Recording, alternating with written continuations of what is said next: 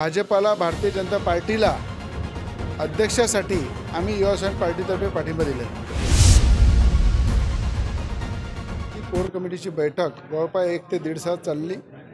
नगरपंचायत नगरपालिके संदर्भामध्ये सगळ्या कोर कमिटीच्या सदस्यांनी आपलं मत टाकलं।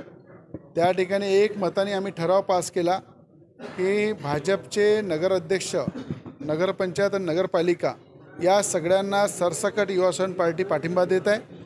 ज्या ठिकाणी युवासेना पार्टीचे नगरसेवक आहे भाजपचे आहे त्या ठिकाणी काही ठिकाणी मैत्रीपूर्ण लढत होईल, पण या ठिकाणी पूर्ण ताकदीनं भाजपाला भारतीय जनता पार्टीला अध्यक्षासाठी आम्ही युवासेना पार्टीतर्फे पाठिंबा दिलेला आहे। मला असं वाटतं की ज्या पद्धतीनं काँग्रेसचे उमेदवार निवडलेले आहे, जातीपातीचं राजकारण करून काँग्रेसने या अध्यक्षाचे उमेदवार या ठिकाणी दिलेले आहे आणि काँग्रेसच्या नेतेसुद्धा त्यांच्या प्रचाराला येऊ शकत नाही।